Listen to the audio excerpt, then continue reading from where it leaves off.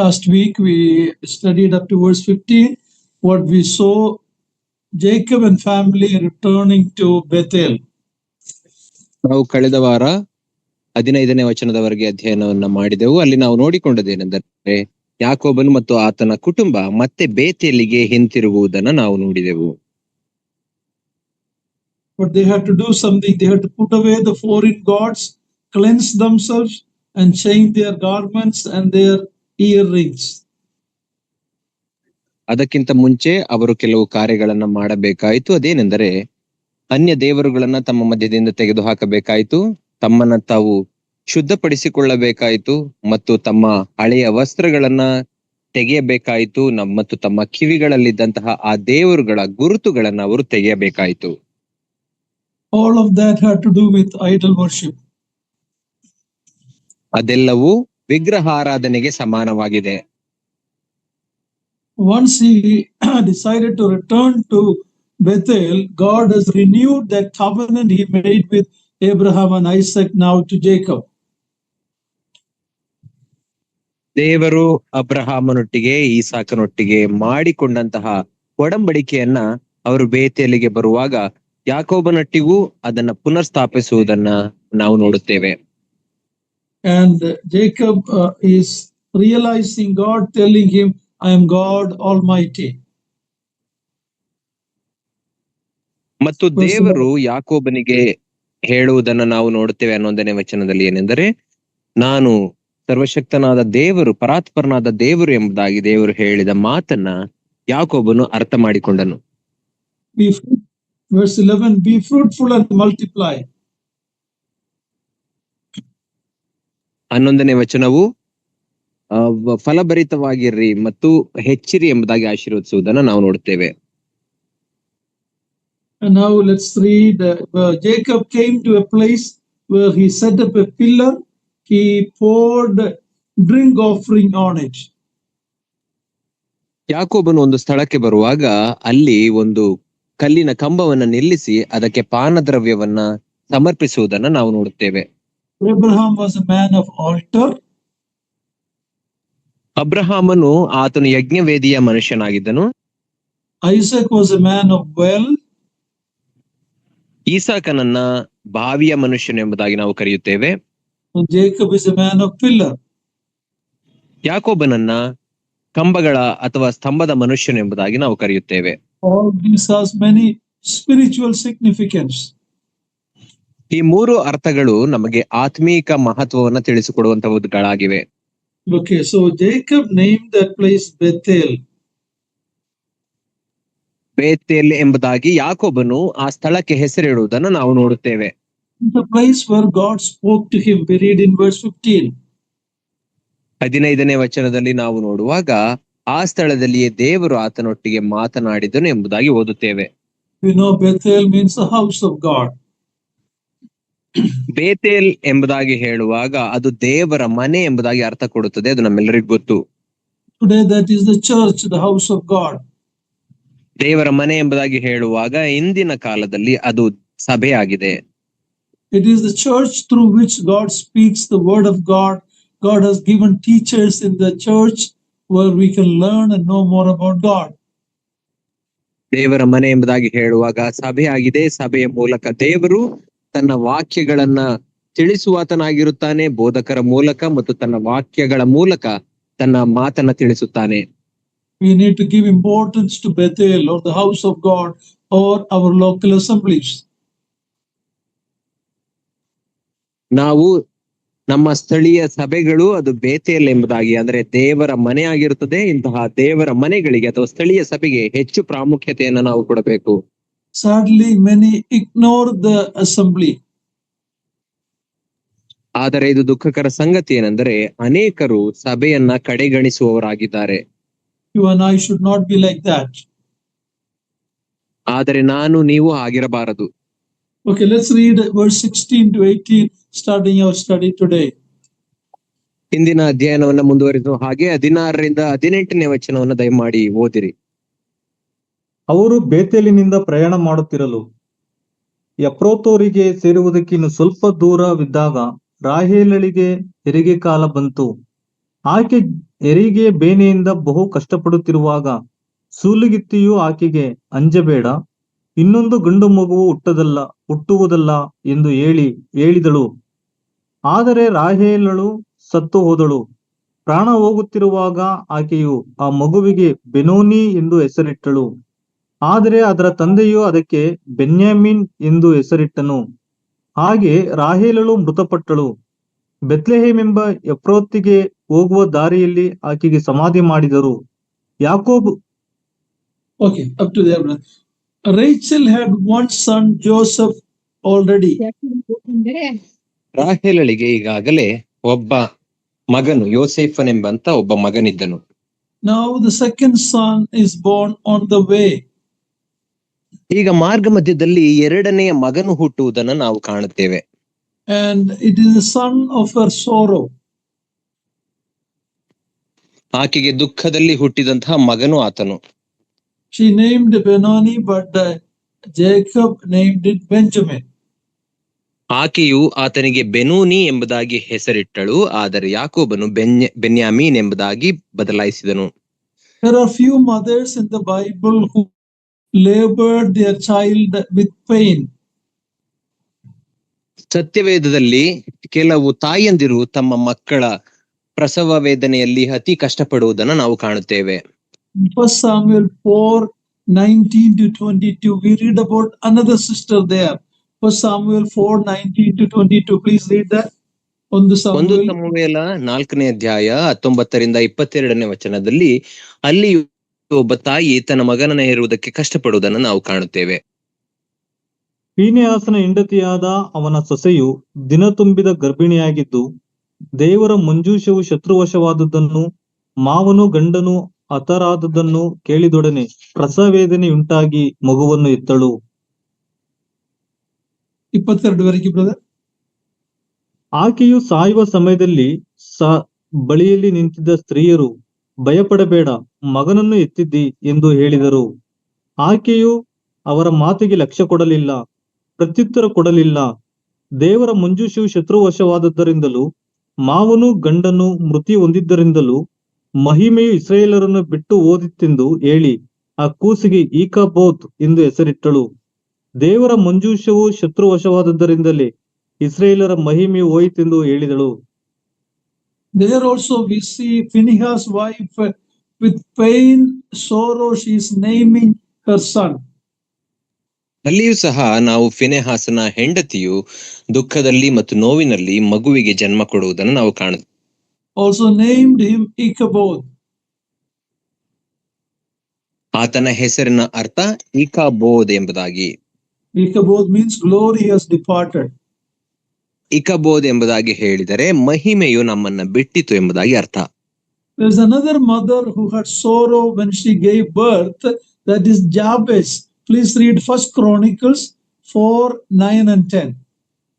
ಒಂದು ಪೂರ್ವಕಾಲ ವೃತ್ತಾಂತ 4ನೇ ಅಧ್ಯಾಯ 9-10ನೇ ವಚನವನ್ನು ನಾವು ಓದುವಾಗ ಅಲ್ಲಿ ಯಾಬೇಚನ ತಾಯಿಯ ಕುರಿತಾಗಿ ನಾವು ಓದುತ್ತೇವೆ. ದಯಮಾಡಿ ಓದಿರಿ.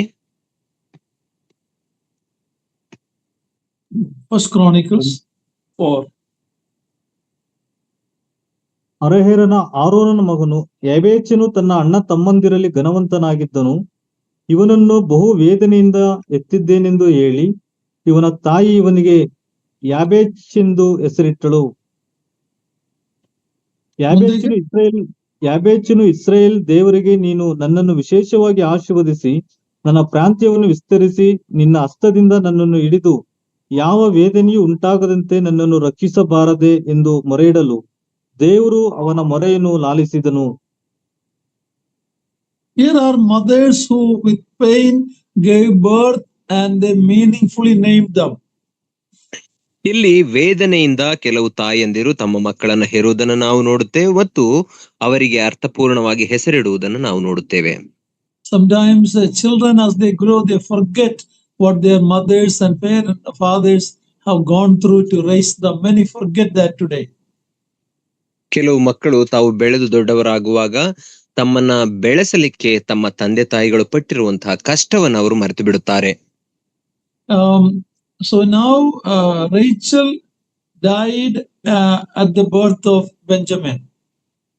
ಈಗ ರಾಹೇಲಳು ಬೆನ್ಯಾಮೀನನ್ನು ಹುಟ್ಟಿದ ನಂತರ ಸತ್ತು ಹೋಗುವುದನ್ನು ನಾವು ಕಾಣುತ್ತೇವೆ. And she named him Benoni. ಆಕೆಯು ಆತನಿಗೆ ಬೆನೂನಿ ಎಂಬುದಾಗಿ ಹೆಸರಿಟ್ಟಳು. But Benjamin, father Jacob named him Benjamin.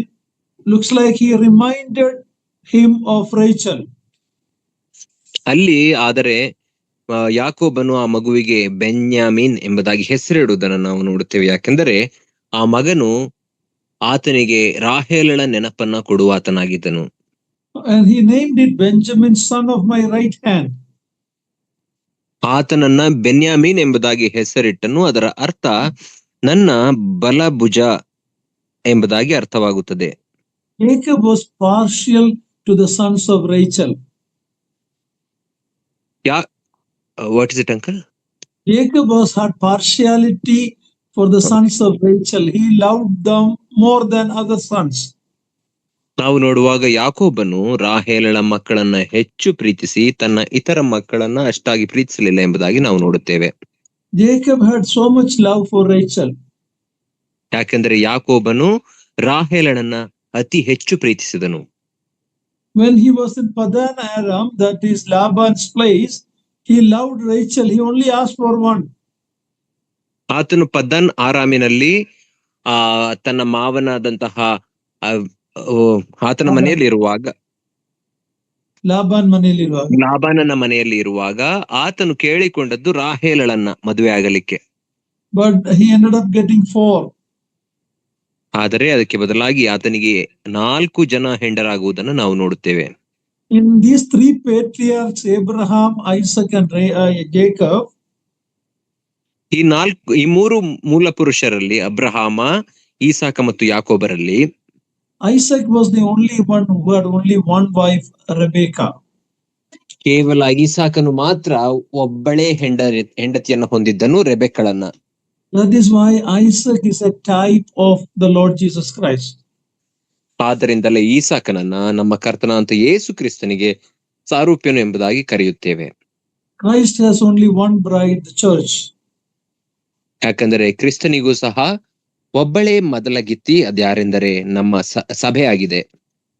Jacob is never the type of Jesus Christ. ಆದರೆ ಯಾಕೋಬನು ಯೇಸು ಕ್ರಿಸ್ತನಿಗೆ ಯಾವ ರೀತಿಯಲ್ಲಿಯೂ ಸಾದೃಶ್ಯನಲ್ಲ.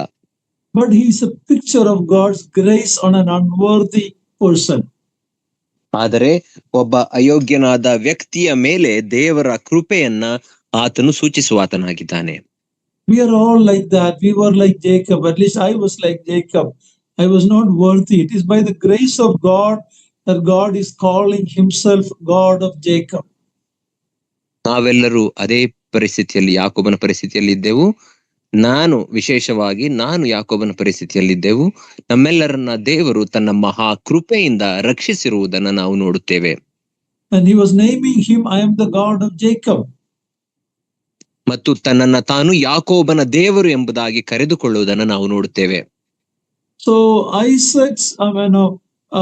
Benjamin's birth happened when Rachel died. ಬೆನ್ಯಾಮೀನನ ಜನನ ಯಾವಾಗ ಆಯಿತು ಎಂಬುದಾಗಿ ನೋಡುವಾಗ ರಾಹೇಲಳು ಸತ್ತ ನಂತರ ಆತನ ಜನನವಾಗುತ್ತದೆ. His life meant her death. ಆತನ ಜನನ ಆಕೆಯ ಸಾವಿಗೆ ಕಾರಣವಾಯಿತು. But Jesus Christ's death meant life for us. ಆದರೆ ಯೇಸು ಕ್ರಿಸ್ತನ ಮರಣವು ನಮ್ಮೆಲ್ಲರಿಗೂ ಜೀವವನ್ನ ಕೊಟ್ಟಿತು. Her death was a great heartbreak for Jacob. ಆಕೆಯ ಮರಣವು, ರಾಹೇಲಳ ಮರಣವು ಯಾಕೋಬನಿಗೆ ತುಂಬಾ ದುಃಖವನ್ನ ಉಂಟು ಮಾಡಿತು. The other 10 boys were no joy to him. ಮತ್ತು ತನ್ನ ಇತರ 10 ಮಕ್ಕಳನ್ನ ನೋಡುವಾಗ ಅವರು ಯಾವುದೇ ರೀತಿಯಲ್ಲಿ ಆತನಿಗೆ ಸಂತೋಷವನ್ನು ಉಂಟು ಮಾಡುವವರಾಗಿರಲಿಲ್ಲ. God reminded him every day for 24 hours of the day that it was sinful to have more than one wife. ಆತನು ಈ 10 ಜನ ಮಕ್ಕಳ ಮೂಲಕ ದಿನದ 24 ಗಂಟೆಯು ಯಾಕೋಬನಿಗೆ ಜ್ಞಾಪಕ ಕೊಡುವಾತನಾಗಿದ್ದನು. ಏನೆಂದರೆ ಒಂದಕ್ಕಿಂತ ಹೆಚ್ಚು ಹೆಂಡಿರನ್ನ ಹೊಂದುವುದು ಅದು ಪಾಪಕರವಾಗಿದೆ ಎಂಬುದನ್ನು ತಿಳಿಸುತ್ತಿದ್ದನು ಇವರ ಮೂಲಕ. Of course, he only asked for one while going to Laban's house. ಲಾಬಾನನ ಮನೆಗೆ ಹೋದಾಗ ಆತನು ಒಬ್ಬಳೇ ಹೆಂಡತಿಗಾಗಿ ರಾಹೇಲಳಿಗಾಗಿಯೇ ಕೇಳಿಕೊಂಡದ್ದು ಸರಿ. Laban is the reason for him having 2 wives and 2 concubines like. ಆದರೆ ಲಾಬಾನನ ಕಾರಣದಿಂದಾಗಿ ಯಾಕೋಬನು 2 ಹೆಂಡತಿಯರು 2 ಉಪಪತ್ನಿಯರನ್ನ ಆತನು ಹೊಂದಿದನು. He didn't need all of them. ಅವರೆಲ್ಲರ ಅವಶ್ಯಕತೆ ಆತನಿಗಿರಲಿಲ್ಲ. But God overruled in his life, and same thing we see in our life. In spite of our failures, God is a God who is merciful and overrules our failures when we come to him. ಆದರೆ ಆತನ ಜೀವಿತದಲ್ಲಿ ದೇವರು ತಾನು ಹತೋಟಿಯನ್ನ ತೆಗೆದುಕೊಳ್ಳುವುದನ್ನು ನಾವು ನೋಡುತ್ತೇವೆ. ಆತನ ಸೋಲುವಿಕೆಗಳ ನಿಮಿತ್ತವು ದೇವರು ತನ್ನ ಕಾರ್ಯವನ್ನು ಸಾಧಿಸಿ ಆತನ ಜೀವಿತದ ಹತೋಟಿಯನ್ನು ತೆಗೆದುಕೊಂಡನು. ನಮ್ಮ ಜೀವಿತದಲ್ಲಿಯೂ ಸಹ ನಮ್ಮೆಲ್ಲರ ಬಲಹೀನತೆಗಳು ಸೋಲುವಿಕೆಗಳ ಸಲುವಾಗಿಯೂ ದೇವರು ನಮ್ಮನ್ನ ಪ್ರೀತಿಸಿ ನಮ್ಮ ಜೀವಿತಗಳನ್ನ ತನ್ನ ಹತೋಟಿಗೆ ತೆಗೆದುಕೊಳ್ಳುತ್ತಾನೆ. Psalm 130 we read, if God dealt with us according, where will we be? Where is it, uncle? Psalm 130 130ನೇ ಕೀರ್ತನೆ. 130ನೇ ಕೀರ್ತನೆಯಲ್ಲಿ ನಾವು ನೋಡುವಾಗ ದೇವರು ನನ್ನ ನೆನೆಸದಿದ್ದರೆ ನಾನು ಏನಾಗುತ್ತಿದ್ದೇನೋ ಎಂಬುದಾಗಿ ಅಲ್ಲಿ ನೋಡುತ್ತೇವೆ.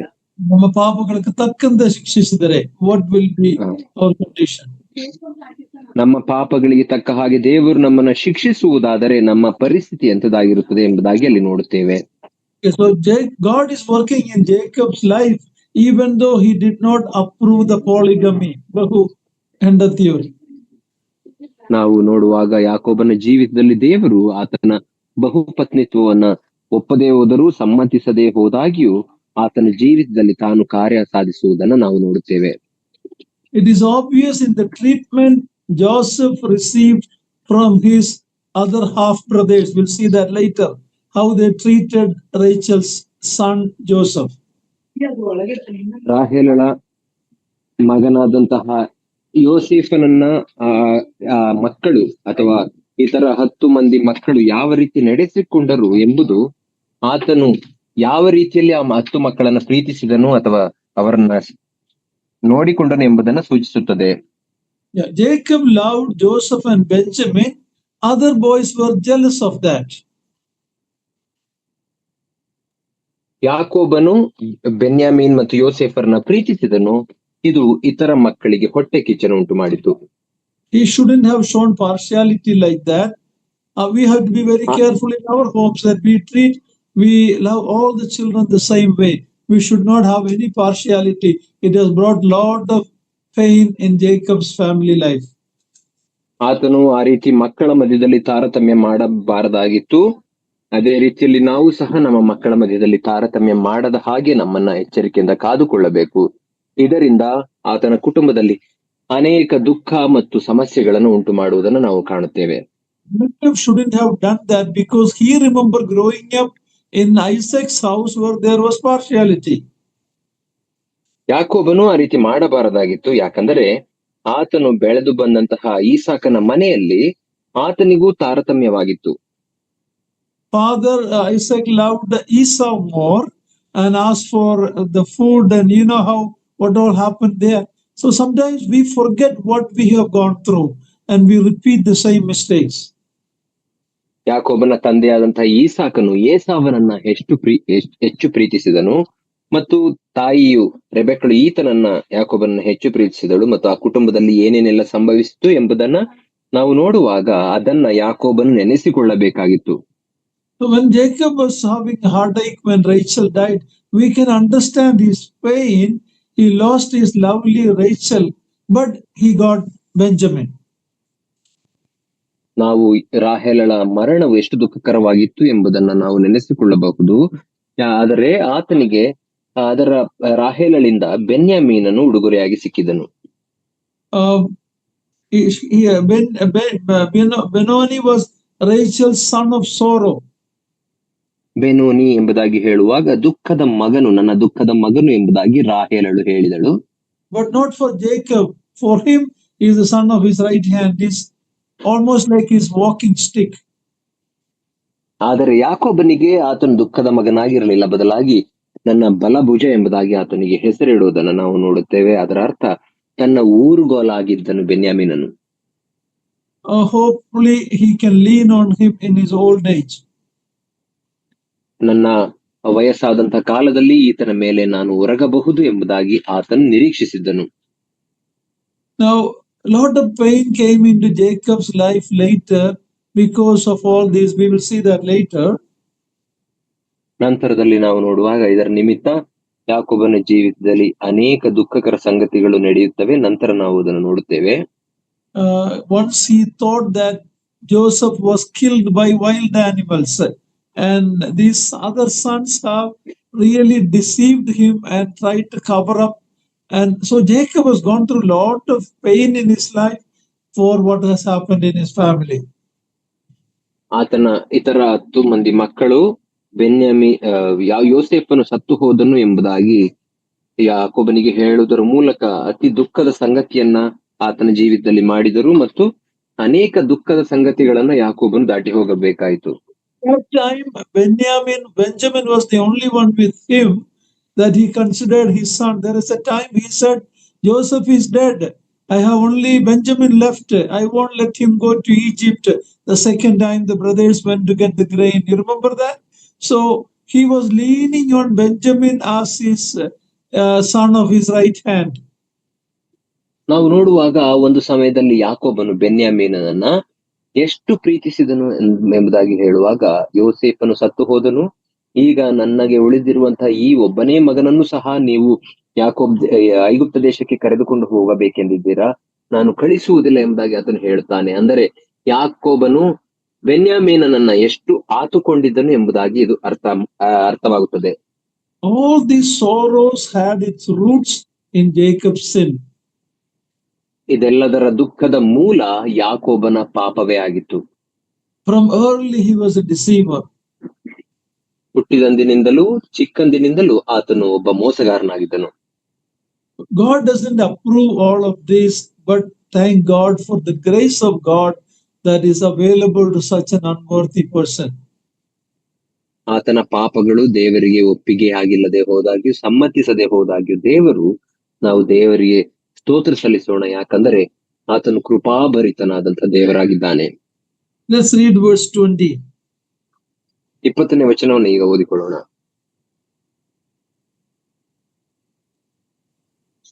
ಯಾಕೋಬನು ಆಕೆಯ ಸಮಾಧಿಯ ಮೇಲೆ ಕಂಬವನ್ನು ನಿಲ್ಲಿಸಿದನು, ಅದು ಇಂದಿನವರೆಗೂ ರಾಹೇಲಳ ಸಮಾಧಿ ಸ್ತಂಭವೆನಿಸಿಕೊಳ್ಳುತ್ತದೆ. Now Rachel was buried on the wayside near Bethel at Bethlehem. ಬೆತ್ಲೆಹೇಮಿನಲ್ಲಿ ರಾಹೇಲಳನ್ನ ಆ ಮಾರ್ಗದ ಪಕ್ಕದಲ್ಲಿ ಸಮಾಧಿ ಮಾಡುವುದನ್ನು ನಾವು ನೋಡುತ್ತೇವೆ. If she was buried there, same place one was born, that is David was born, and Jesus Christ was also born in Bethlehem. ನಾವು ನೋಡುವಾಗ ರಾಹೇಲಳಿಗೆ ಸಮಾಧಿಯಾದ ಅದೇ ಸ್ಥಳದಲ್ಲಿ ದಾವೀದನು ಹುಟ್ಟುವುದನ್ನು ನಾವು ಕಾಣುತ್ತೇವೆ. ಅದೇ ಬೆತ್ಲೆಹೇಮ್ ಎಂಬಂತಹ ಗ್ರಾಮದಲ್ಲಿ ನಮ್ಮ ಕರ್ತನಾದ ಯೇಸು ಕ್ರಿಸ್ತನು ಸಹ ಹುಟ್ಟುವುದನ್ನು ನಾವು ಕಾಣುತ್ತೇವೆ. Bethlehem is very important because in Micah chapter 5:2 we have the prophecy about the one who is going to rule Israel is going to come from Bethlehem. It's a very important place. Bethlehem ಎಂಬಂತಹ ಸ್ಥಳವು ಅದು ಅತ್ಯಂತ ಪ್ರಾಮುಖ್ಯವಾದ ಸ್ಥಳವಾಗಿದೆ ಸತ್ಯವೇದದಲ್ಲಿ. ಯಾಕಂದರೆ Micah 2ನೇ ಅಧ್ಯಾಯ 5ನೇ ವಚನದಲ್ಲಿ ನಾವು ನೋಡುವಾಗ ಬೆತ್ಲೆಹೇಮ್ ನೀನು ಯೂದಾಯದಲ್ಲಿರುವ Micah 5:2. ಮೀಕಾ 5ನೇ ಅಧ್ಯಾಯ 2ನೇ ವಚನದಲ್ಲಿ ನೋಡುವಾಗ, ಯೂದಾಯ ಸೀಮೆಯ ಬೆತ್ಲೆಹೇಮೇ ನೀನು ಇಸ್ರಾಯೇಲ್ ನಗರಗಳಲ್ಲಿ ಎಷ್ಟು ಚಿಕ್ಕದಲ್ಲ, ಯಾಕಂದ್ರೆ ನಿನ್ನೊಳಗಿಂದ ರಕ್ಷಕನು ಹೊರಡುತ್ತಾನೆ ಎಂಬುದಾಗಿ ಅಲ್ಲಿ ಪ್ರವಾದಿಸಲ್ಪಟ್ಟಿರುವುದನ್ನು ನಾವು ನೋಡುತ್ತೇವೆ. So Bethlehem is very important in the word of God. ದೇವರ ವಾಕ್ಯದಲ್ಲಿ ಆದ್ದರಿಂದ ಬೆತ್ಲೆಹೇಮಿಗೆ ಪ್ರಮುಖ ಸ್ಥಾನವಿದೆ. When David was out in the battle, he longed for water from Bethlehem's well. ದಾವೀದನು ಯುದ್ಧ ಮಾಡಲಿಕ್ಕಾಗಿ ಆತನು ಯುದ್ಧ ಭೂಮಿಯಲ್ಲಿರುವಾಗ ಬೆತ್ಲೆಹೇಮಿನಲ್ಲಿರುವಂತಹ ಆ ಒಂದು ಬಾವಿಯಿಂದ ಯಾರಾದ್ರೂ ನೀರನ್ನ ಕೊಟ್ಟರೆ ನನಗೆ ಎಷ್ಟು ಒಳ್ಳೆಯದು ಎಂಬುದಾಗಿ ಬಯಸಿದನು. That water is the Lord Jesus Christ, who told the Samaritan woman, you drink this water, you will thirst again, but the water I give you, you will never thirst again. So that well from Bethlehem is a picture of Jesus Christ, who is the living water. ಆ ಬೆತ್ಲೆಹೇಮಿನಲ್ಲಿರುವಂತಹ ನೀರು ಬೇರೆ ಯಾರು ಅಲ್ಲ, ನಮ್ಮ ಕರ್ತನ ಅಂತ ಯೇಸು ಕ್ರಿಸ್ತನೇ ಆಗಿದ್ದಾನೆ. ಆ ಸಮಾರ್ಯದ ಸ್ತ್ರೀಗೆ ಆತನು ಹೇಳಿದ ಮಾತೇನೆಂದರೆ, ನನ್ನನ್ನು ನಂಬುವವನ ಹೃದಯದಲ್ಲಿ ಜೀವಕರವಾದಂತಹ ಹೊಳೆಗಳು ಹರಿಯುವು ಎಂಬುದಾಗಿ ಹೇಳಿದನು. ಆದ್ದರಿಂದ ಬೆತ್ಲೆಹೇಮಿನಲ್ಲಿರುವಂತಹ ಆ ಬಾವಿಯ ನೀರು ಅಂದರೆ ಜೀವಕರವಾದಂತಹ ಜೀವಜಲವಾಗಿರುವಂತಹ ನಮ್ಮ ಕರ್ತನ ಅಂತ ಯೇಸು ಕ್ರಿಸ್ತನೇ ಆಗಿದ್ದಾನೆ. Let's read verse 21 and 22. 21-22ನೇ ವಚನವನ್ನು ಈಗ ಓದಿಕೊಳ್ಳೋಣ. ಅಲ್ಲಿಂದ ಇಸ್ರಾಯೇಲನು ಪ್ರಯಾಣ ಮಾಡಿ ಮಿಗ್ದಾಲ್ ಎದೇರಿನ ಆಚೆಯಲ್ಲಿರುವ ತನ್ನ ಗುಡಾರವನ್ನು ಹಾಕಿಸಿದನು. ಇಸ್ರಾಯೇಲನು ಆ ದೇಶದಲ್ಲಿ ವಾಸವಾಗಿದ್ದಾಗ ರೋಬೇನನು ತನ್ನ ತಂದೆಯ ಉಪಪತ್ನಿಯಾದ ಬೆಲ್ಲಳಲ್ಲಿ ಸಂಗಮಿಸಿದನು ಮತ್ತು ಆ ಸಂಗತಿಯು ಇಸ್ರಾಯೇಲನಿಗೆ ತಿಳಿದು ಬಂತು. Now from here onwards we read about the names of Jacob's sons. ಇಲ್ಲಿಂದ ಮುಂದಕ್ಕೆ ನಾವು ಯಾಕೋಬನ ಮಕ್ಕಳ ಹೆಸರುಗಳನ್ನು ನಾವು ಕಾಣುತ್ತೇವೆ. Now the first one born through Leah was Reuben. ಲೇಯಳ ಮೂಲಕ ಯಾಕೋಬನಿಗೆ ಚೊಚ್ಚಲ ಮಗನಾಗಿ ಹುಟ್ಟಿದವನು ರೂಬೇನನು. Now Reuben's sin is very terrible, and it is mentioned here. Its consequence we see in chapter 49, when Jacob blessed all the children in his old age. He will remember this, even though we don't read about Jacob taking any action now, but later we see that. ಇಲ್ಲಿ ಈ ವಚನದಲ್ಲಿ ರೂಬೇನನ ಪಾಪದ ಕುರಿತಾಗಿ ನಾವು ಕಾಣುತ್ತೇವೆ. ಯಾಕೋಬನ ಚೊಚ್ಚಲ ಮಗನು. ಇಲ್ಲಿ ಯಾವುದೇ ಕ್ರಮವನ್ನ ಯಾಕೋಬನು ತೆಗೆದುಕೊಳ್ಳದೆ ಹೋದರೂ 49ನೆಯ ಅಧ್ಯಾಯಕ್ಕೆ ಬರುವಾಗ ಅಲ್ಲಿ ತನ್ನ ಮಕ್ಕಳನ್ನ ಆಶೀರ್ವದಿಸುವಾಗ ರೂಬೇನನಿಗೆ ಯಾಕೋಬನು ಶಾಪ ಕೊಡುವುದನ್ನು ನಾವು ನೋಡುತ್ತೇವೆ. Now, one second. What was Reuben's sin? ರೂಬೇನನ ಪಾಪವು ಏನಾಗಿತ್ತು? That is the Corinthian church sin. In 1 Corinthians 5, we read about a believer having his stepmother. ಕೊರಿಂಥ ಸಭೆಯ ಪಾಪವೇದಾಗಿದೆ. 1 ಕೊರಿಂಥ ಪತ್ರಿಕೆ 5ನೇ ಅಧ್ಯಾಯದಲ್ಲಿ ನಾವು ಓದುವ ಹಾಗೆ ಅಲ್ಲಿ ತನ್ನ ಮಲತಾಯಿಯನ್ನೇ ಒಬ್ಬನು ಇಟ್ಟುಕೊಂಡಿದ್ದನು ಎಂಬುದಾಗಿ ನಾವು ನೋಡುತ್ತೇವೆ. ಅದೇ ಪಾಪವನ್ನ ರೂಬೇನನು ಮಾಡಿದನು. So even in the church we see that same sin. ಈ ಸಭೆಯಲ್ಲಿಯೂ ಸಹ ನಾವು ಅದೇ ಪಾಪವನ್ನ ಕಾಣುತ್ತೇವೆ. Now let's read verse 23 to to 26. 23 to 26. 23ರಿಂದ 26ನೇ ವಚನಗಳವರೆಗೆ ಈಗ ಓದಿಕೊಳ್ಳೋಣ. ಯಾಕೋಬನ ಗಂಡು ಮಕ್ಕಳು 12 ಮಂದಿ. ಅವರು ಯಾರ್ಯಾರೆಂದರೆ, ಯಾಕೋಬನ ಚೊಚ್ಚಲ ಮಗನಾದ ರೋಬೇನ್, ಆಮೇಲೆ ಸಿಮಿಯೋನ್, ಲೇವಿ, ಯೆಹೂದ, ಇಸಾಕರ್, ಜಬುಲೋನ್ ಇವರು ಲೇಯಗಳಲ್ಲಿ ಹುಟ್ಟಿದವರು.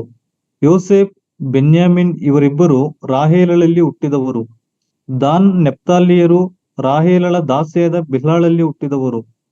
ಗಾದ್, ಆಶೇರ್ ಇವರಿಬ್ಬರು ಲೇಯಳ ದಾಸಿಯಾದ ಜಿಲ್ಫಲಲ್ಲಿ ಹುಟ್ಟಿದವರು. ಪದ್ದನ್ ಅರಾಮಿನಲ್ಲಿ ಯಾಕೋಬನಿಗೆ ಹುಟ್ಟಿದ ಮಕ್ಕಳು ಇವರೇ. Now here we have the listing of the 12 sons of Jacob by different wives. ಇಲ್ಲಿ ಯಾಕೋಬನಿಗೆ ತನ್ನ 4 ಮಂದಿ ಹೆಂಡರಲ್ಲಿ ಹುಟ್ಟಿದಂತಹ ಅನೇಕ ಬೇರೆ ಬೇರೆ ಮಕ್ಕಳ ಹೆಸರುಗಳನ್ನು ನಾವು ಕಾಣುತ್ತೇವೆ. 12 ಮಂದಿ ಮಕ್ಕಳ ಹೆಸರು. 12 names are very important in the word of God. ದೇವರ ವಾಕ್ಯದಲ್ಲಿ ಈ 12 ಹೆಸರುಗಳು ಅತ್ಯಂತ ಪ್ರಾಮುಖ್ಯವಾದವು. Joseph and Benjamin are the only outstanding ones out of the 12. ಈ 12 ಮಂದಿ ಮಕ್ಕಳಲ್ಲಿ ಯೋಸೇಫ ಮತ್ತು ಬೆನ್ಯಾಮಿನ್ ಇಬ್ಬರೇ ಪ್ರಮುಖವಾಗಿ ಎದ್ದು ಕಾಣುವಂತ ವ್ಯಕ್ತಿಗಳಾಗಿದ್ದಾರೆ. Leah's sons Reuben, Simeon, Levi, and Judah, they all had terrible sins in their life.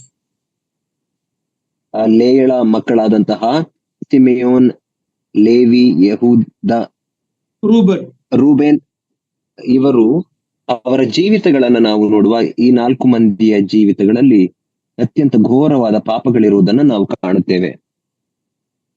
other than Joseph and Benjamin, all of the others didn't turn out well. ಯೋಸೇಫನನ್ನ ಮತ್ತು ಬೆನ್ಯಾಮೀನನನ್ನ ಬಿಟ್ಟರೆ ಉಳಿದ 10 ಮಂದಿ ಮಕ್ಕಳು ಅವರು ಉತ್ತಮರಾಗಿರಲಿಲ್ಲ. God didn't approve the plurality of wives. It was Laban's idea, but Jacob went along with it. ದೇವರು ಎಂದಿಗೂ ಬಹುಪತ್ನಿತ್ವವನ್ನ ಸಮ್ಮತಿಸಿಲ್ಲ. ಅದು ಆ ಲಾಬಾನನ ಒಂದು ಯೋಜನೆ ಆಗಿತ್ತು ಮತ್ತು ಆ ಯೋಜನೆಗೆ ತಕ್ಕ ಹಾಗೆ ಯಾಕೋಬನು ಹೊಂದಿಕೊಂಡನು ಎಂಬುದಾಗಿ ನೋಡುತ್ತೇವೆ. When we look at these 12 sons of Jacob, out of which the 12 tribes of Israel came, ಯಾಕೋಬನ ಈ 12 ಮಂದಿ ಮಕ್ಕಳ ಮೂಲಕ 12 ಇಸ್ರಾಯೇಲ್ ಕುಲಗಳು ಬರುವುದನ್ನು ನಾವು ನೋಡುತ್ತೇವೆ. They were not worthy for that. ಅವರು ಅದಕ್ಕೆ ಯೋಗ್ಯರಾಗಿರಲಿಲ್ಲ. But God overruled it and changed their lives. ಆದರೆ ದೇವರು ಅವರ ಜೀವಿತವನ್ನ ತಾನು ನಿಯಂತ್ರಣಕ್ಕೆ ತೆಗೆದುಕೊಂಡು ಅಧಿಕಾರ ನಡೆಸುವವನಾಗಿ ಅವರನ್ನ ಆಶೀರ್ವದಿಸಿದನು. When we look at their life, God had to work and change them. Finally, when we come to the book of Revelation, chapter 21, verse 12, please read that. ದೇವರು ಅವರ ಜೀವಿತವನ್ನ ತನ್ನ ನಿಯಂತ್ರಣಕ್ಕೆ ತೆಗೆದುಕೊಂಡು ಅವರನ್ನ ಬದಲಾಯಿಸಿ ತನಗಿಷ್ಟಕ್ಕೆ ತಕ್ಕ ಹಾಗೆ ಅವರನ್ನ ಬದಲಾಯಿಸಬೇಕಾಯಿತು. ದಯಮಾಡಿ ಪ್ರಕಟಣೆ 21ನೇ ಅಧ್ಯಾಯ 12ನೇ ವಚನವನ್ನು ದಯಮಾಡಿ ಓದಿರಿ. ಆ ಪಟ್ಟಣಕ್ಕೆ ಎತ್ತರವಾದ ದೊಡ್ಡ ಪ್ರಾಕಾರವಿತ್ತು. ಅದಕ್ಕೆ 12 ಹೆಬ್ಬಾಗಿಲುಗಳಿದ್ದವು. ಆ ಬಾಗಿಲುಗಳ ಬಳಿಯಲ್ಲಿ 12 ಮಂದಿ ದೇವದೂತರಿದ್ದರು. ಅವುಗಳ ಮೇಲೆ ಇಸ್ರಾಯೇಲರ 12 ಕುಲಗಳ ಹೆಸರುಗಳು ಬರೆದಿದ್ದವು. We see the amazing grace of God. In the New Jerusalem, these 12 men's names will be inscribed. ದೇವರ ಅತಿ ಅಮೋಘವಾದಂತಹ ಕೃಪೆಯ ಕುರಿತಾಗಿ ನಾವು ನೋಡುತ್ತೇವೆ. ಏನಂದ್ರೆ ಹೊಸ ಯೆರೂಸಲೇಮ್ ಪಟ್ಟಣದಲ್ಲಿ ದೇವರು ಈ 12 ಮಂದಿಯ ಹೆಸರುಗಳನ್ನ ಅದರ ಅಸ್ತಿವಾರದ ಮೇಲೆ ಬರೆಸಿರುವುದನ್ನು ನಾವು ಕಾಣುತ್ತೇವೆ. The same is true of the disciples of Jesus Christ. ಅದೇ ಈ ಸಂಗತಿ ಯೇಸು ಕ್ರಿಸ್ತನ 12 ಮಂದಿ ಶಿಷ್ಯರಿಗೂ ಸಹ ಸರಿ ಹೊಂದುವಂತದ್ದಾಗಿದೆ. If you study their life and their character, none of them were worthy. ಅಲ್ಲಿ ನಾವು ನೋಡುವಾಗ ಯೇಸು ಕ್ರಿಸ್ತನ 12 ಮಂದಿ ಶಿಷ್ಯರ ಜೀವಿತವನ್ನ, ಅವರ ಕೃತ್ಯಗಳನ್ನ ಅಥವಾ ಅವರ ಜೀವಿತವನ್ನು ನೋಡುವಾಗ ಯಾರೂ ಕೂಡ ಯೋಗ್ಯರಾಗಿರಲಿಲ್ಲ. Even the closest disciple, John and James, were asking God to send fire from down and destroy the Samaritans. ಯೇಸು ಕ್ರಿಸ್ತನ ಅತ್ಯಂತ ಸನಿಹದಲ್ಲಿದ್ದಂತಹ ಶಿಷ್ಯನಾದಂತಹ ಯೋಹಾನನು ಸಹ ಅದೇ ರೀತಿಯಲ್ಲಿ ಯೋಹಾನ ಯಾಕೋಬರಿಬ್ಬರೂ ಸೇರಿಕೊಂಡು ಆ ಸಮಾರ್ಯದವರ ಮೇಲೆ ದೇವರು ಯೇಸು ಕ್ರಿಸ್ತನು ಪರಲೋಕದಿಂದ ಬೆಂಕಿ ಇಳಿಯುವ ಹಾಗೆ ಮಾಡಲಿ ಎಂಬುದಾಗಿ ಕೇಳಿಕೊಳ್ಳುವುದನ್ನು ನಾವು ನೋಡುತ್ತೇವೆ. They have to work in their life to make them what he intended for them. ದೇವರು ಅವರ ಜೀವಿತಗಳಲ್ಲಿ ಕಾರ್ಯ ಮಾಡುವವನಾಗಿ ಅವರನ್ನ ಬದಲಾಯಿಸಿ ತನ್ನ ಚಿತ್ತಕ್ಕೆ ತಕ್ಕ ಹಾಗೆ ಅವರನ್ನ ಬದಲಾಯಿಸಬೇಕಾಯಿತು. In the book of Acts, we read that they were the ones who turned the world upside down. ಅಪೊಸ್ತಲರ ಕೃತ್ಯ ಪುಸ್ತಕವನ್ನು ಓದುವಾಗ ನಮ್ಗೆ ಅರ್ಥವಾಗುತ್ತದೆ ಏನೆಂದರೆ ಈ 12 ಮಂದಿ ಯೇಸು ಕ್ರಿಸ್ತನ ಶಿಷ್ಯರೇ ಲೋಕವನ್ನ ಅಲ್ಲಕಲ್ಲೋಲ ಮಾಡಿದರು. Now their names are also in Revelation 21. Read Revelation 21 verse 14. ಅವರ ಹೆಸರುಗಳು ಕೂಡ ಆ ಹೊಸ ಯೆರೂಸಲೇಮಿನಲ್ಲಿ ಇರುವುದನ್ನು ನಾವು ನೋಡುತ್ತೇವೆ. ಆ ಪ್ರಕಟಣೆ 21ನೇ ಅಧ್ಯಾಯ 21ನೇ ವಚನವನ್ನು ದಯಮಾಡಿ ಓದಿರಿ. 14ನೇ ವಚನ 14. 14ನೇ ವಚನ. ಪಟ್ಟಣದ ಪ್ರಕಾರಕ್ಕೆ 12 ಅಸ್ತಿವಾರಗಳಿದ್ದವು.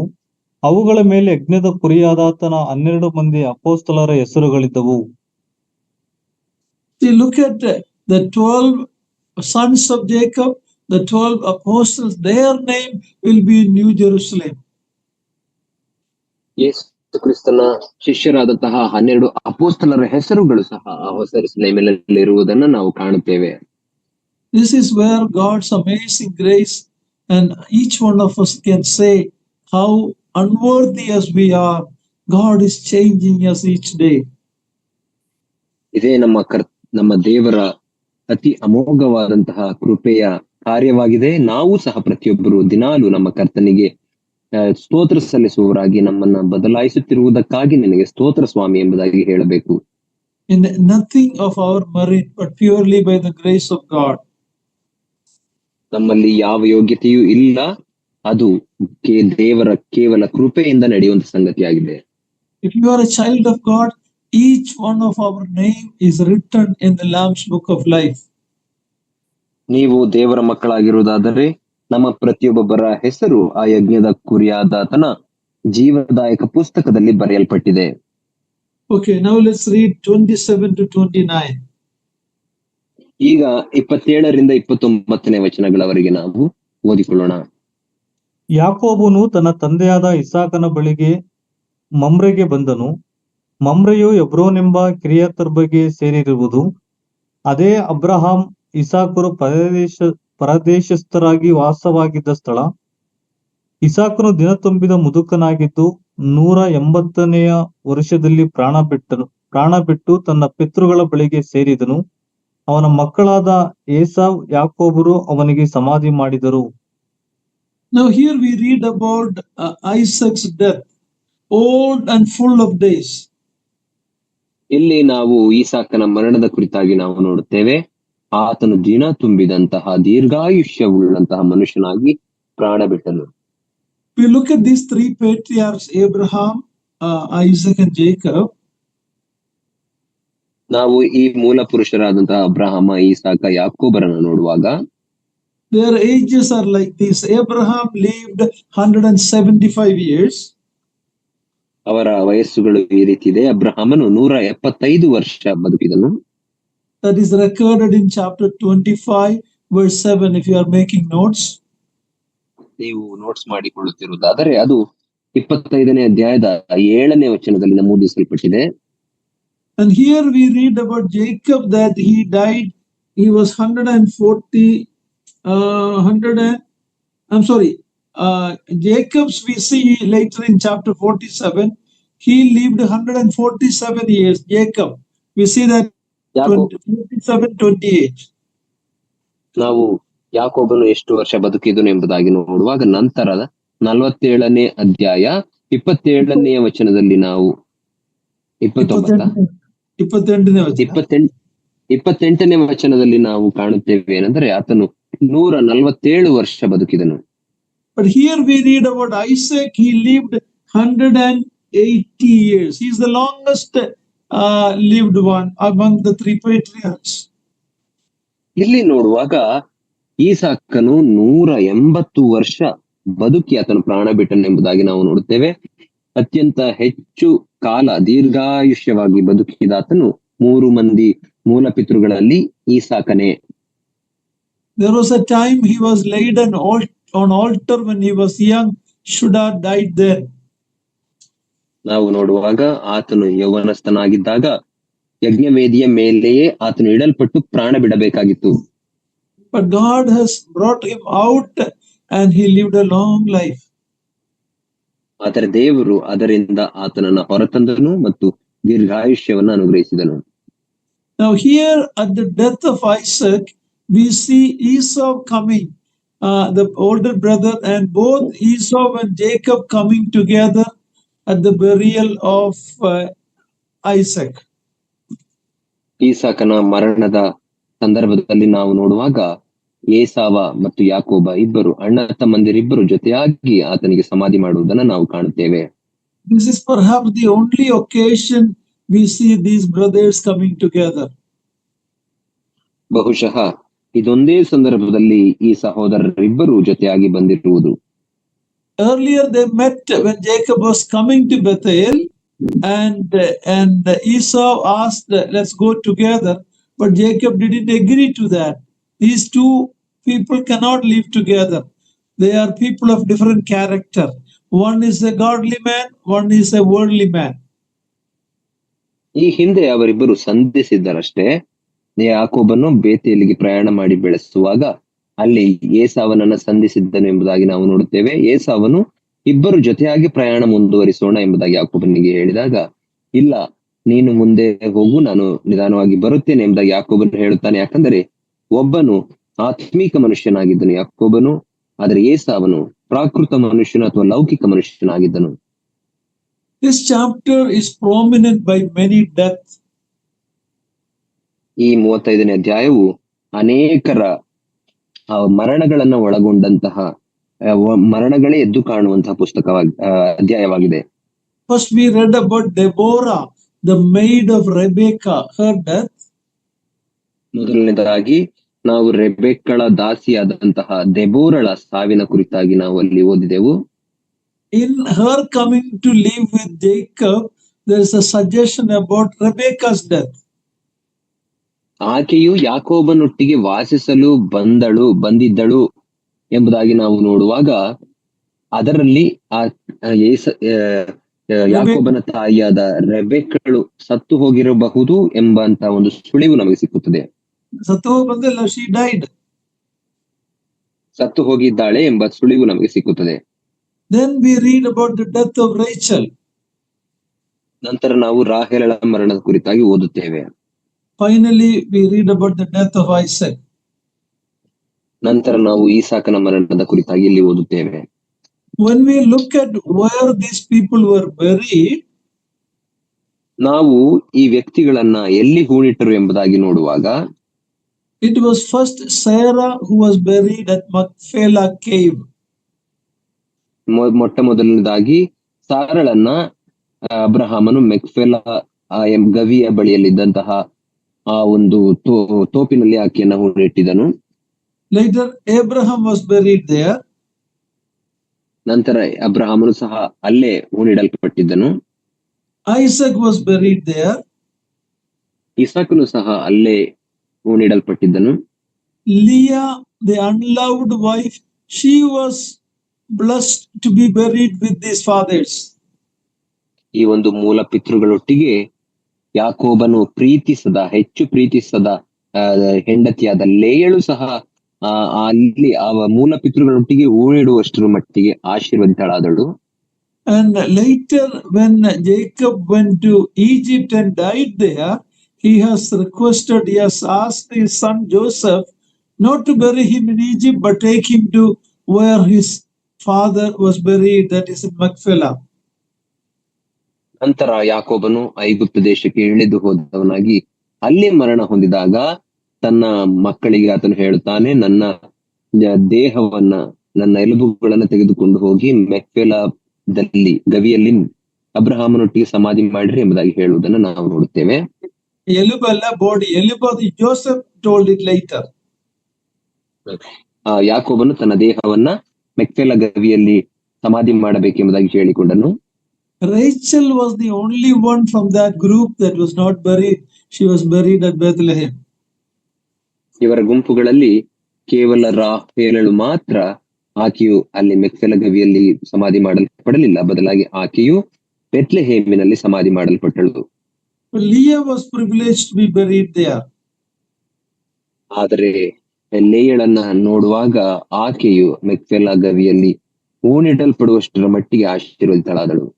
For Israel, this burial place was very important. ಇಸ್ರಾಯೇಲರಿಗೆ ಈ ಸಮಾಧಿ ಸ್ಥಳವು ಅತ್ಯಂತ ಪ್ರಾಮುಖ್ಯವಾದ ಸ್ಥಳವಾಗಿದೆ. Look at Nehemiah chapter 2 verse 3. Please read that.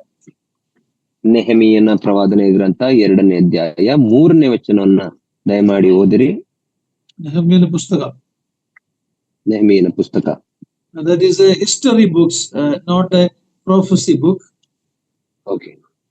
Nehemiah ಅದು ಒಂದು ಚಾರಿತ್ರಿಕ ಪುಸ್ತಕವಾಗಿದೆ, ಅದು ಪ್ರವಾದನೆಯ ಪುಸ್ತಕವಲ್ಲ. ನೆಹೆಮೀಯ 2 verse 3. 2ನೇ ಅಧ್ಯಾಯ 3ನೇ ವಚನ. ನಾನು ಅರಸನು ಚಿರಂಜೀವಿಯಾಗಿರಲಿ, ನನ್ನ ಪೂರ್ವಿಕರ ಸಮಾಧಿಗಳಿರುವ ಪಟ್ಟಣವು ಹಾಳಾಗಿ ಅದರ ಬಾಗಿಲುಗಳು ಬೆಂಕಿಯಿಂದ ಸುಟ್ಟು ಹೋಗಿವೆ. ಹೀಗಿರುವಲ್ಲಿ ನನ್ನ ಮುಖವು ಕಳೆಗುಂದದೆ ಇರುವುದು ಹೇಗೆ ಎಂದು ಹೇಳಿದನು. Nehemiah was very concerned that the place of his parents' grave was all, destroyed, or the walls are all broken in a very bad shape. These people, they honored, where they had high regard for the place where their parents were buried. ನೆಹೆಮೀಯನು ತನ್ನ ಪಿತೃಗಳು ಸಮಾಧಿ ಮಾಡಲ್ಪಟ್ಟಿರುವಂತಹ ಸ್ಥಳದ ಆ ಕೋಟೆಯು ಅದು ಬಾಗಿಲುಗಳು ಬಿದ್ದು ಹೋಗಿದೆ, ಅದರ ಗೋಡೆಗಳು ಬಿದ್ದು ಹೋಗಿದೆ ಎಂಬುದಾಗಿ ಆತನು ಚಿಂತಿಸುವುದನ್ನು ನಾವು ನೋಡುತ್ತೇವೆ. ಈ ಜನರು ತಮ್ಮ ಪಿತೃಗಳು ಸಮಾಧಿ ಮಾಡಲ್ಪಟ್ಟಂತಹ ಸ್ಥಳಗಳ ಕುರಿತಾಗಿ ಹೆಚ್ಚು ಯೋಚಿಸುವವರಾಗಿದ್ದರು. Because in the Old Testament, when they died, we read the believers, they joined with their parents.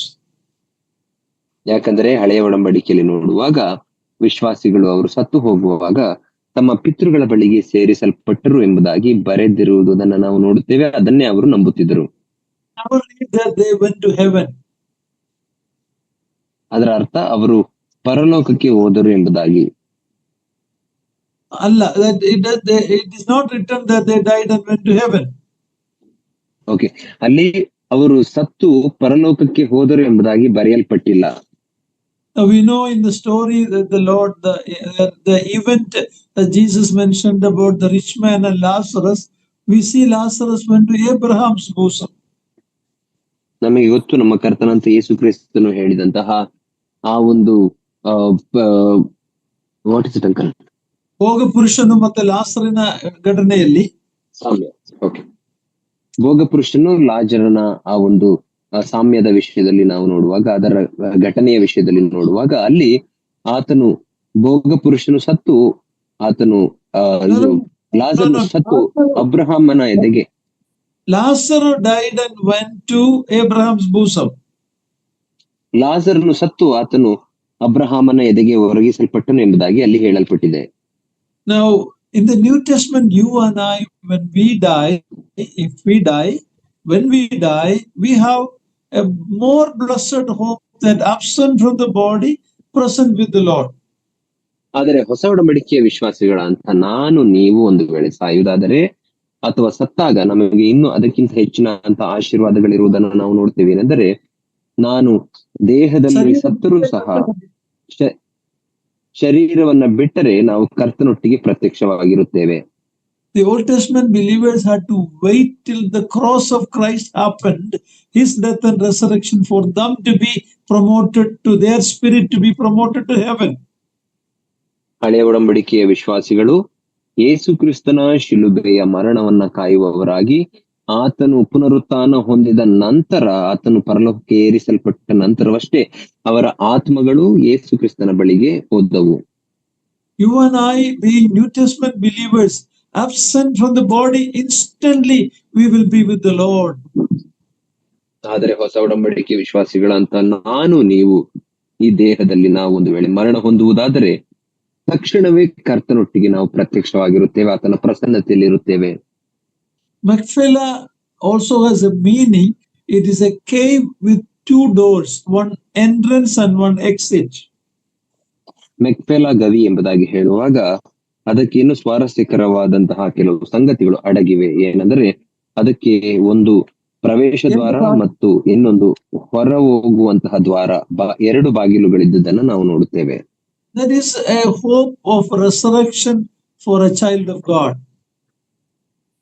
ಅದೇ ದೇವರ ಮಕ್ಕಳಿಗಿರುವಂತಹ ಪುನರುತ್ಥಾನದ ಒಂದು ನಿರೀಕ್ಷೆಯಾಗಿದೆ. We bury believers in the ground and we know a day will come when they will come out from that grave. ನಾವು ವಿಶ್ವಾಸಿಗಳನ್ನ ಭೂಮಿಯಲ್ಲಿ ಸಮಾಧಿ ಮಾಡುವಾಗ ನಮಗಿರುವಂತಹ ನಿರೀಕ್ಷೆ ಏನೆಂದರೆ, ನಮಗೆ ಗೊತ್ತು ಅವರು ಒಂದು ದಿನ ಜೀವಂತವಾಗಿ ಪುನರುತ್ಥಾನವಾಗುತ್ತಾರೆ. Jesus said, I am the resurrection and life. ಯೇಸು ಕ್ರಿಸ್ತನು ಹೇಳಿದನು, ನಾನೇ ಪುನರುತ್ಥಾನವೂ ಜೀವವೂ ಆಗಿದ್ದೇನೆ. The one who believes in me, though he die, he will rise again. He will live. ನನ್ನನ್ನು ನಂಬುವವನು ಆತನು ಸತ್ತರೂ ಬದುಕುತ್ತಾನೆ, ಅಂದರೆ ಸತ್ತರೂ ಪುನರುತ್ಥಾನವಾಗುತ್ತಾನೆ ಎಂಬುದಾಗಿ ಹೇಳಿದನು.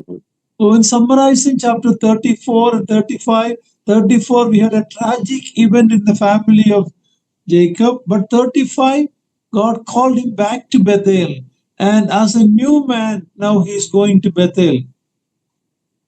34-35 ಅಧ್ಯಾಯಗಳನ್ನ ಸಾರಾಂಶವಾಗಿ ಹೇಳುವುದಾದರೆ, 34ನೇ ಅಧ್ಯಾಯದಲ್ಲಿ ಯಾಕೋಬನ ಕುಟುಂಬದಲ್ಲಿ ನಡೆದಂತಹ ದುರ್ಘಟನೆಯ ಕುರಿತಾಗಿ ನಾವು ನೋಡುತ್ತೇವೆ.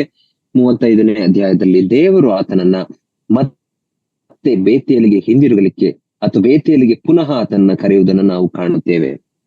If any of us have gone away from God, God wants you and I to come back to Him, to an intimate walk with God, a fellowship with God, for God to really bless us.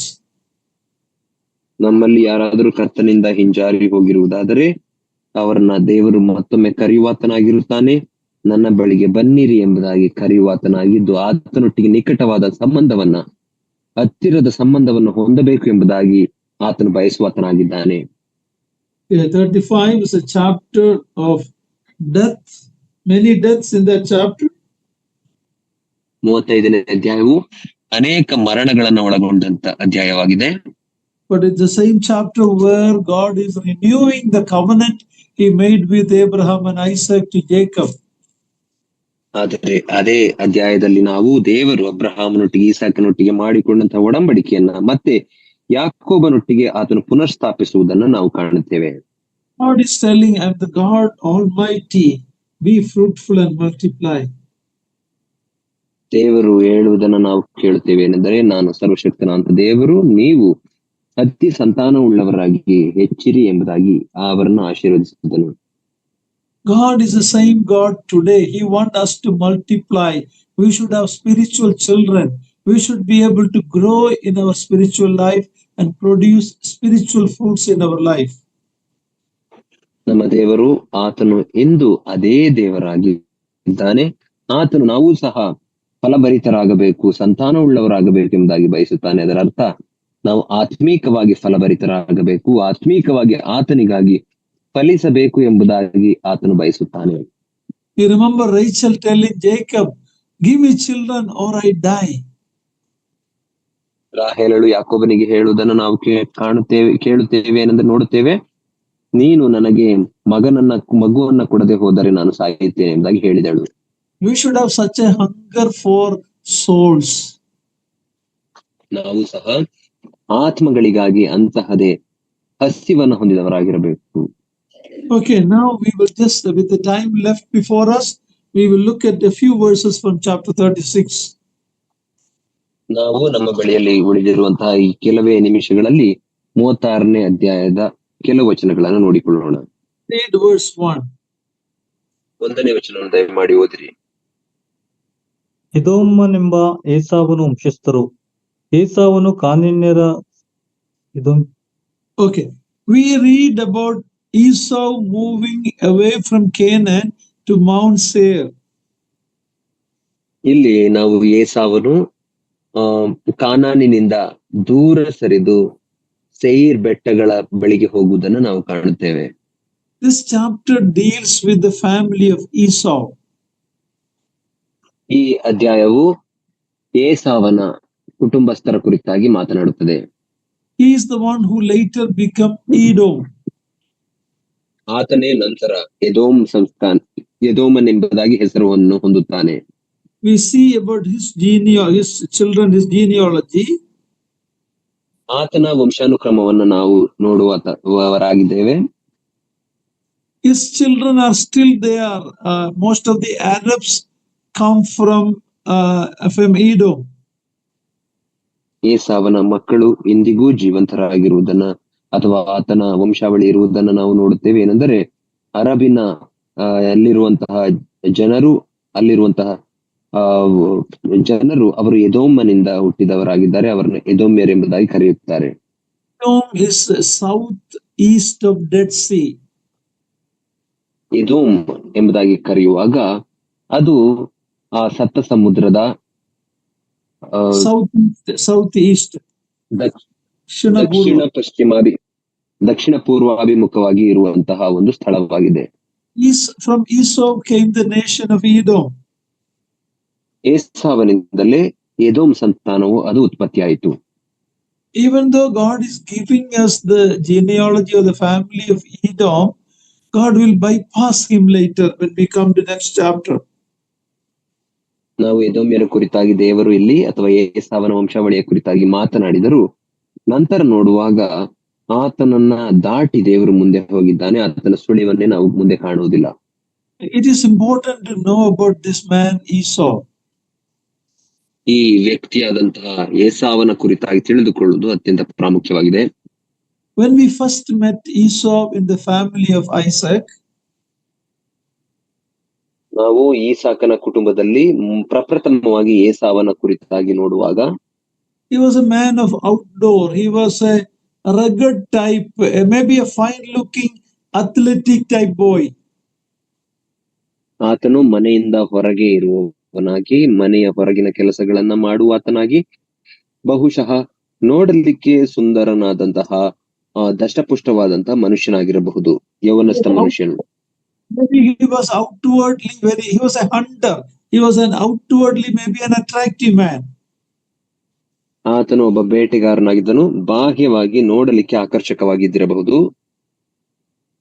But inwardly he was entirely a man of flesh. ಆದರೆ ಆಂತರಿಕವಾಗಿ ಏಸಾವನನ್ನ ನೋಡುವಾಗ ಆತನು ಒಬ್ಬ ಶಾರೀರಿಕ ಪ್ರಾಕೃತ ಮನುಷ್ಯನಾಗಿದ್ದನು. He was a hunter. He had no interest in spiritual things. ಆತನು ಬೇಟೆಗಾರನಾಗಿದ್ದು ಆತ್ಮೀಕ ಸಂಗತಿಗಳ ಕುರಿತಾಗಿ ಆಸಕ್ತಿ ಇಲ್ಲದವನಾಗಿದ್ದನು. In Hebrews 11:9, please read that. We read about Abraham, Isaac and Jacob. Please read that. ಇಬ್ರಿಯ 11ನೇ ಅಧ್ಯಾಯ 9ನೇ ವಚನದಲ್ಲಿ ಅಬ್ರಹಾಮ, ಇಸಾಕ, ಯಾಕೋಬರ ಕುರಿತಾಗಿ ಓದುತ್ತೇವೆ. ದಯಮಾಡಿ ಅದನ್ನು ಓದಿರಿ. ನಂಬಿಕೆಯಿಂದಲೇ ಅವನು ವಾಗ್ದಾತ ದೇಶಕ್ಕೆ ಬಂದಾಗ ಅಲ್ಲಿ ಅನ್ಯ ದೇಶದಲ್ಲಿ ಇದ್ದವನಂತೆ ಡೇರೆಗಳಲ್ಲಿ ಇದ್ದುಕೊಂಡು ಪ್ರವಾಸಿಯಾಗಿ ಬದುಕಿದನು. ಅದೇ ವಾಗ್ದಾನಕ್ಕೆ ಸಹಬಾಧ್ಯರಾಗಿದ್ದ ಇಸಾಕನು ಯಾಕೋಬನು ಅವನಂತೆಯೇ ಡೇರೆಗಳಲ್ಲಿ ವಾಸಿಸಿದರು. Yeah, we read about Abraham living in the tent with Isaac and Jacob. No mention about Esau. ನಾವು ಅಬ್ರಹಾಮನು ಒಂದು ಗುಡಾರದಲ್ಲಿ ಇಸಾಕನೊಟ್ಟಿಗೆ ಮತ್ತು ಯಾಕೋಬನೊಟ್ಟಿಗೆ ವಾಸಿಸುವುದನ್ನು ನಾವು ನೋಡುತ್ತೇವೆ. ಅಲ್ಲಿ ಇನ್ನು ಏಸಾವನ ಹೆಸರೇ ಇಲ್ಲ. He was the first born, even though they were twins, he was born first. ಯಾಕೋಬನಿಗೆ ಚೊಚ್ಚಲ ಮಗನಾಗಿದ್ದನು ಏಸಾವನು. ಹೌದು, ಅವರಿಬ್ರು ಅವಳಿ ಮಕ್ಕಳಾಗಿದ್ದರು ಸಹ. ಅವಳಿ ಮಕ್ಕಳಲ್ಲಿ ಪ್ರಥಮವಾಗಿ ಹುಟ್ಟಿದವನು ಏಸಾವನಾಗಿದ್ದನು.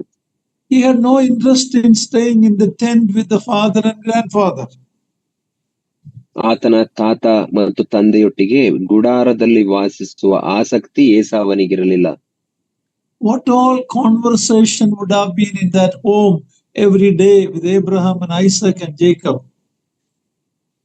ಆ ಕುಟುಂಬದಲ್ಲಿ, ಆ ಮನೆಯಲ್ಲಿ ಅಬ್ರಹಾಮ, ಇಸಾಕ, ಯಾಕೋಬರ ಮಧ್ಯದಲ್ಲಿ ಏನು ಸಂಭಾಷಣೆಗಳು ನಡೆಯುತ್ತಿದ್ದವೋ ಅವನಿಗೆ ಗೊತ್ತಿಲ್ಲ. These parents would have told, Abraham would have told how God called him when he was still an idol worshipper, how God brought him to Canaan, how God saved Isaac from death and gave a lamb instead. All these beautiful spiritual lessons this Jacob heard. ಯಾಕೋಬನ ತಾತನಾದಂತಹ ಅಬ್ರಹಾಮನು ಬಹುಶಃ ವಿಗ್ರಹಾರಾಧನಕನಾಗಿದ್ದಂತಹ ತನ್ನನ್ನ ದೇವರು ಯಾವ ರೀತಿಯಲ್ಲಿ ಕಾನಾನ್ ದೇಶದಿಂದ ಕರೆದನು ಎಂಬುದನ್ನ ಆತನೊಟ್ಟಿಗೆ ಹಂಚಿಕೊಂಡಿರಬಹುದು. ಈ ತನ್ನ ಮಗನಾದ ಇಸಾಕನನ್ನ ದೇವರು ಸಮರ್ಪಿಸಲಿಕ್ಕೆ ಹೇಳಿದಾಗ ಯಾವ ರೀತಿಯಲ್ಲಿ ಯಜ್ಞ ಸಮರ್ಪಿಸಲು ಹೋದ ಇಸಾಕನನ್ನ ಅಬ್ರಹಾಮನನ್ನ ದೇವರು ತಡೆದು ರಕ್ಷಿಸಿದನು. ಇನ್ನು ಅನೇಕ ತನ್ನ ನಂಬಿಕೆ ಜೀವಿತದ ಉದಾಹರಣೆಗಳನ್ನ ಆತನು ಹಂಚಿಕೊಂಡಿರಬಹುದು. ಇದನ್ನೆಲ್ಲ ಯಾಕೋಬನು ಕೇಳಿಸಿಕೊಳ್ಳುತ್ತಿದ್ದನು. In other words, in the homes, the parents need to tell the children of God's faithfulness. Our children, our grandchildren need to hear that, how God led us. Today's generation, many of the young people, children, have no idea about how God led their parents in the days gone by.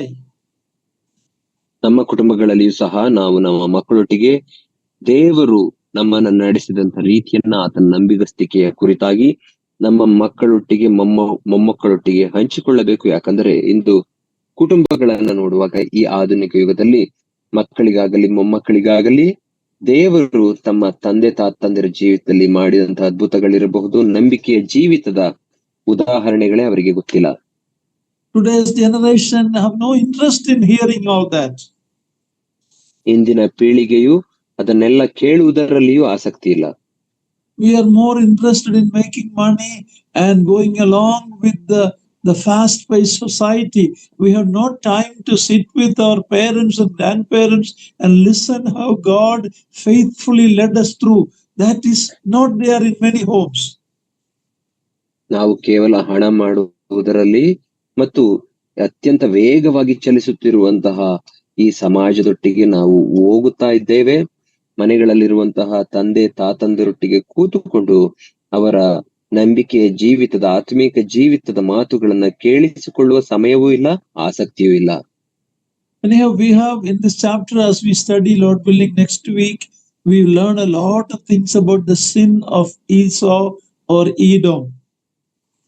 ದೇವರ ಚಿತ್ತ ಇರುವುದಾದರೆ ಮುಂದಿನ ವಾರ ನಾವು ಈ ಅಧ್ಯಾಯವನ್ನ ಅಧ್ಯಯನ ಮಾಡುವಾಗ ಇಲ್ಲಿ ಏಸಾವನ ಅಥವಾ ಎದೋಮ್ಯರ ಅನೇಕ ಪಾಪಗಳ ಕುರಿತಾಗಿ ನಾವು ಅಧ್ಯಯನ ಮಾಡುತ್ತೇವೆ.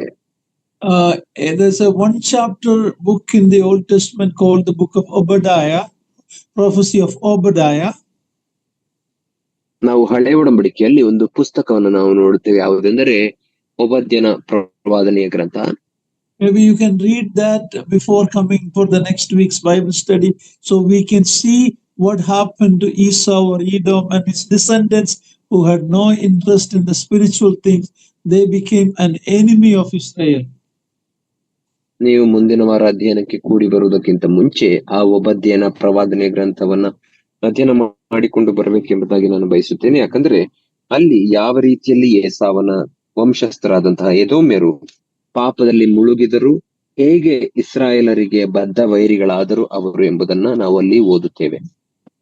Esau and Jacob came from the same womb, from the same father and mother. ಏಸಾವ ಮತ್ತು ಯಾಕೋಬರಿಬ್ಬರು ಒಂದೇ ತಾಯಿಯ ಗರ್ಭದಿಂದ ಒಂದೇ ತಂದೆ ತಾಯಿಗಳಿಗೆ ಹುಟ್ಟಿದವರಾಗಿ ಬಂದರು ಸಹ. But their destiny was different. ಅವರ ಅಂತ್ಯಸ್ಥಿತಿಯು ಅದು ವಿಭಿನ್ನವಾಗಿತ್ತು. Just because we are born to godly parents doesn't mean we automatically become godly. ನಾವು ಕೇವಲ ಆತ್ಮೀಕ ತಂದೆ ತಾಯಿಗಳಿಗೆ ಹುಟ್ಟಿದ ಮಾತ್ರಕ್ಕೆ ನಾವು ಆಟೋಮೆಟಿಕಲಿ ಆತ್ಮೀಕ ವ್ಯಕ್ತಿಗಳಾಗುತ್ತೇವೆ ಎಂಬುದಾಗಿ ನೆನೆಸಬಾರದು.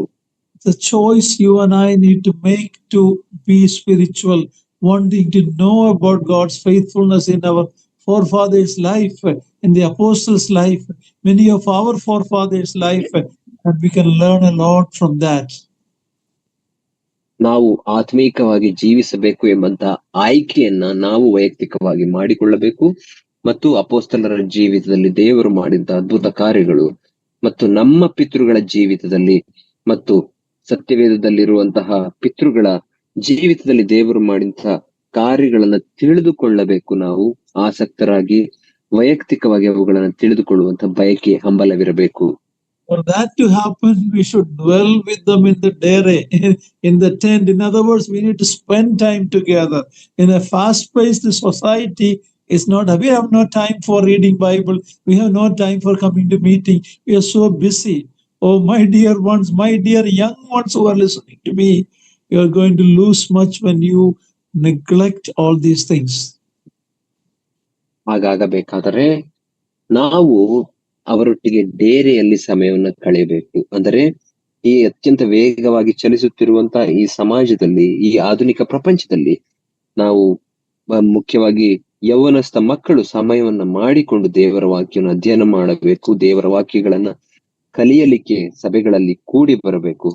ಆಗ ಮಾತ್ರ ನಮಗೆ ಆಶೀರ್ವಾದವನ್ನ, ನಿಜವಾದ ಆಶೀರ್ವಾದಗಳನ್ನ ನಾವು ಹೊಂದುತ್ತೇವೆ. ಇಲ್ಲವಾದರೆ ಅತಿ ಹೆಚ್ಚು ಕಳೆದುಕೊಳ್ಳುವವರಾಗಿರುತ್ತೇವೆ. So with that introduction to chapter 36, we will stop it here. Lord willing, next week we will continue our study. ಈ ಒಂದು ಕಿರು ಪೀಠಿಕೆಯೊಟ್ಟಿಗೆ ನಾವು ಇಂದಿನ ಅಧ್ಯಯನವನ್ನು ಮುಗಿಸುತ್ತೇವೆ. ದೇವರ ಚಿತ್ತ ಇರುವುದಾದರೆ ಮುಂದಿನ ವಾರ 36ನೇ ಅಧ್ಯಾಯವನ್ನ ನಾವು ಮುಂದುವರಿಸುವವರಾಗಿರುತ್ತೇವೆ. Please continue to join and invite others also to join, so we can have a very good study from the foundation book Genesis. ಕೂಡಿ ಬಂದಂತ ನೀವೆಲ್ಲರೂ ಮತ್ತೆ ಮುಂದಿನ ವಾರವು ಕೂಡಿ ಬನ್ನಿರಿ, ಇತರರನ್ನು ಕೂಡಿ ಬರಲಿಕ್ಕೆ ಪ್ರೋತ್ಸಾಹಿಸಿರಿ. ದೇವರ ಆಶೀರ್ವಾದವನ್ನು ನಾವು ಹೊಂದುವವರಾಗಿ ಆದಿಕಾಂಡ ಅಧ್ಯಾಯವನ್ನ, ಈ ಅಸ್ಥಿವಾರದ ರೀತಿಯಲ್ಲಿರುವಂತಹ ಪುಸ್ತಕವನ್ನ ನಾವು ಅಧ್ಯಯನವನ್ನು ಮುಂದುವರಿಸೋಣ. May God's name be glorified. ದೇವರ ನಾಮಕ್ಕೆ ಮಹಿಮೆ ಉಂಟಾಗಲಿ.